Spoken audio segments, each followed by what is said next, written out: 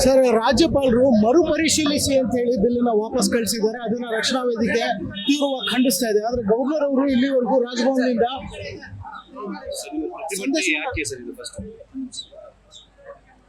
ಈ ದೇಶವನ್ನ ಒಂದು ಕಾಲಕ್ಕೆ ಬ್ರಿಟಿಷ್ ಸಾಮ್ರಾಜ್ಯಶಾಹಿಗಳು ಆಳ್ತಾ ಇದ್ರು. ಈಗ ಈ ದೇಶವನ್ನ ಹಿಂದಿ ಸಾಮ್ರಾಜ್ಯಶಾಹಿಗಳು ಈ ದೇಶವನ್ನ ಆಳ್ಲಿಕ್ಕೆ ನಿಂತಿದ್ದಾರೆ. ಭಾರತ ಅನ್ನೋದು ಭಾಷಾ ಪ್ರಭುತ್ವವೇ ಹೊರತು ಹಿಂದಿ ಭಾರತ ಅಲ್ಲ. ಇದನ್ನ ನಮ್ಮ ರಾಷ್ಟ್ರೀಯ ನಾಯಕಗಳು ಅರ್ಥ ಮಾಡ್ಕೋಬೇಕು. ನಮ್ಮ ರಾಜ್ಯಪಾಲರು ಸಹ ಅರ್ಥ ಮಾಡ್ಕೋಬೇಕು. ಮಾನ್ಯ ರಾಜ್ಯಪಾಲರು ಕರ್ನಾಟಕದ ರಾಜ್ಯಪಾಲರೇ, ನೀವು ಕರ್ನಾಟಕದಲ್ಲಿದ್ದೀರಿ. ಕರ್ನಾಟಕದ ರಾಜ್ಯಪಾಲರು ನೀವು ಕರ್ನಾಟಕದ ಮಕ್ಕಳ ಭವಿಷ್ಯ ಮತ್ತು ಕರ್ನಾಟಕದ ಭಾಷಾ ಸಂಸ್ಕೃತಿಯನ್ನ ರಕ್ಷಣೆ ಮಾಡುವಂತ ಹೊಣೆ ನಮ್ಮ ರಾಜ್ಯಪಾಲರ ಆಗಬೇಕಾಗಿತ್ತು. ಅದು ಬಿಟ್ಟು ಹಿಂದಿ ಸಾಮ್ರಾಜ್ಯಶಾಹಿಗಳ ಏಜೆಂಟ್ರಂತೆ ನಮ್ಮ ರಾಜ್ಯಪಾಲರು ವರ್ತಿಸೋದನ್ನ ನೋಡಿದಾಗ ನಮಗನ್ಸಿದ್ದು, ಈ ರಾಜ್ಯಪಾಲರು ಕರ್ನಾಟಕದಲ್ಲಿ ರಾಜ್ಯಪಾಲರಾಗಲಿಕ್ಕೆ ಯೋಗ್ಯರಲ್ಲ. ಇವ್ರನ್ನ ತಕ್ಷಣ ಭಾರತ ಸರ್ಕಾರ ವಾಪಸ್ ಕರೆಸ್ಕೊಳ್ಳಿ ಕೇಂದ್ರಕ್ಕೆ. ಇಂಥ ರಾಜ್ಯಪಾಲರ ಅಗತ್ಯ ನಮ್ಮ ಕರ್ನಾಟಕಕ್ಕಿಲ್ಲ ಅಂತ ಹೇಳುವ ಕೆಲಸವನ್ನ ನಾವಿವತ್ತು ಮಾಡ್ತಾ ಇದ್ದೀವಿ. ರಾಜ್ಯಪಾಲರೇ, ನಿಮಗೆ ಹಿಂದಿಯ ಪ್ರೀತಿ ಇದ್ರೆ, ಕಾಳಜಿ ಇದ್ರೆ, ನಿಮ್ಮ ಉತ್ತರ ಭಾರತದ ರಾಜ್ಯಗಳಲ್ಲಿ ದ್ವಿಭಾಷಾ ನೀತಿ ಇದೆಯಲ್ಲ, ಅಲ್ಲಿ ಒಂದು ಕನ್ನಡ ಭಾಷೆಯನ್ನ ಕಲಿಸ್ಲಿಕ್ಕೆ ಅವರಿಗೆ ಪತ್ರ ಬರೀರಿ. ನಿಮ್ಮ ಉತ್ತರ ಭಾರತದ ರಾಜ್ಯಗಳಿಗೆ ಪತ್ರ ಬರೀರಿ. ನಿಮ್ದೇ ಮಧ್ಯಪ್ರದೇಶದಿಂದ ಬಂದಿದ್ದೀರಿ ನೀವು. ಮಧ್ಯಪ್ರದೇಶದಲ್ಲೂ ಸಹ ದ್ವಿಭಾಷಾ ಸೂತ್ರ ಜಾರಿಗಿದೆ, ತ್ರಿಭಾಷಾ ಸೂತ್ರ ಜಾರಿಗಿಲ್ಲ. ಇಲ್ಲಿ ಯಾಕೆ ತ್ರಿಭಾಷಾ ಸೂತ್ರದ ಬಗ್ಗೆ ನೀವು ಸರ್ಕಾರಕ್ಕೆ ಪತ್ರ ಬರೀತೀರಿ? ನಿಮಗೆ ಯಾವ ಯೋಗ್ಯತೆ ಇದೆ ಪತ್ರ ಬರೆಯಕ್ಕೆ? ಕನ್ನಡದ ಮಕ್ಕಳ ಭವಿಷ್ಯದ ಬಗ್ಗೆ ಮಾತಾಡಬೇಕಾಗಿತ್ತು. ಪ್ರತಿ ವರ್ಷ ಒಂದು ಹಿಂದಿಯಿಂದ SLCಯಲ್ಲಿ ಲಕ್ಷಾಂತರ ಮಕ್ಕಳು ಫೇಲ್ ಆಗುವಾಗ ಈ ರಾಜ್ಯಪಾಲರು ಏನ್ ಕಡ್ಲೆಕಾಯಿ ತಿಂತಾ ಇದ್ರ ಇವರು? ಅವತ್ತಾಗೆ ಕರ್ನಾಟಕದ ಮಕ್ಕಳ ಪರವಾಗಿ ರಾಜ್ಯಪಾಲರು ಧ್ವನಿ ಎತ್ತಲಿಲ್ಲ? 2024ರಲ್ಲಿ 90,000 ಕನ್ನಡದ ಮಕ್ಕಳು ಫೇಲ್ ಆಗ್ತಾರೆ. 2025ರಲ್ಲಿ 1,40,000 ಮಕ್ಕಳು ಕನ್ನಡದ ಮಕ್ಕಳು ಫೇಲ್ ಆಗ್ತಾರೆ ಹಿಂದಿ ಒಂದು ಭಾಷೆಯಿಂದ. ಆಗ ರಾಜ್ಯಪಾಲರು ಏನ್ ಮಾಡ್ತಾ ಇದ್ರಿ? ಶಿಕ್ಷಣ ಮಂಡಳಿಯಿಂದ ನೀವು ಒಂದಷ್ಟು ಮಾಹಿತಿ ಅಂಕಿಅಂಶಗಳನ್ನ ತಗೊಂಡು ಕನ್ನಡಿಗರ ಪರವಾಗಿ, ಕನ್ನಡದ ಮಕ್ಕಳ ಪರವಾಗಿ ಯಾವತ್ತಾದ್ರೂ ರಾಜ್ಯಪಾಲರು ಮಾತಾಡಲಿಲ್ಲ.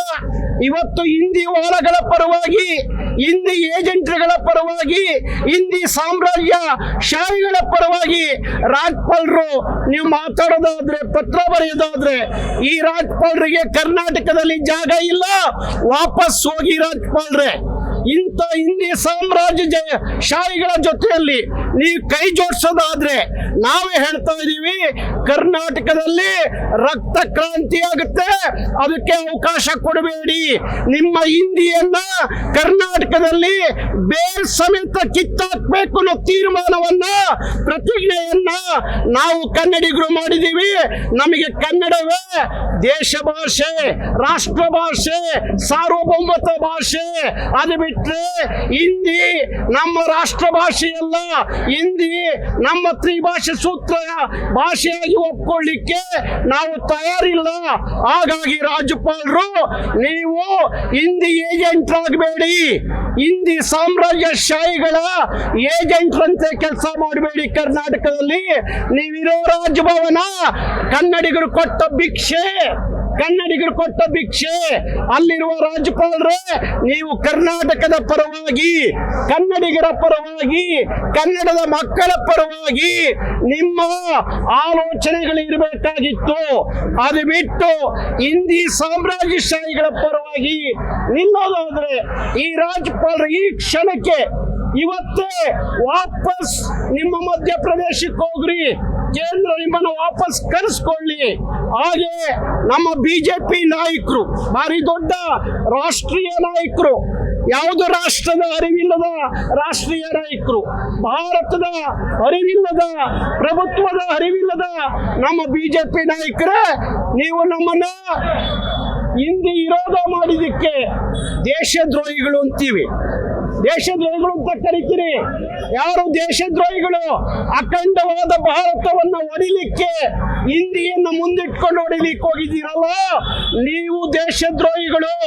ನೀವು ಬಿಜೆಪಿ ನಾಯಕರು, ನೀವು ದೇಶದ್ರೋಹಿಗಳು. ಹಿಂದಿ ವಿಚಾರದಲ್ಲಿ ಮಾತಾಡ್ತಿರಲ್ಲ, ಯಾವತ್ತಾದ್ರೂ ಕನ್ನಡದ ಮಕ್ಕಳ ಭವಿಷ್ಯದ ಬಗ್ಗೆ ಮಾತಾಡಿದ್ದೀರಾ? ಕನ್ನಡದ ಮಕ್ಕಳು ಏನಾಗಿದ್ದಾರೆ ಅಂತ ಗೊತ್ತಿದೆ?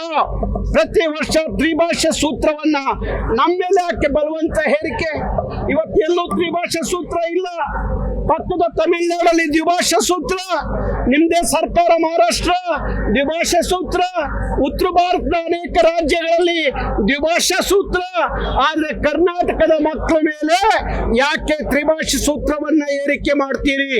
ಇದನ್ನ ನಾವು ಯಾವುದೇ ಕಾರಣಕ್ಕೂ ಸಹಿಸಲ್ಲ.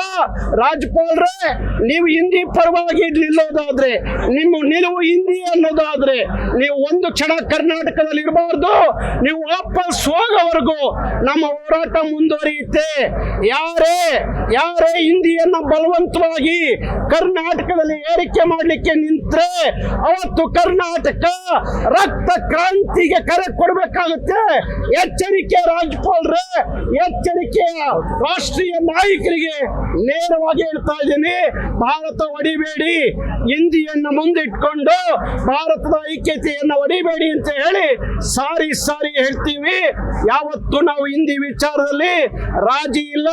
ಹಿಂದಿಯನ್ನ ಬೇರ್ ಸಮೇತ ಕರ್ನಾಟಕದಿಂದ ಕಿತ್ತೊಗೆಯುವ ಕೆಲಸವನ್ನ ಕರ್ನಾಟಕ ರಕ್ಷಣಾ ವೇದಿಕೆ ಮಾಡುತ್ತೆ.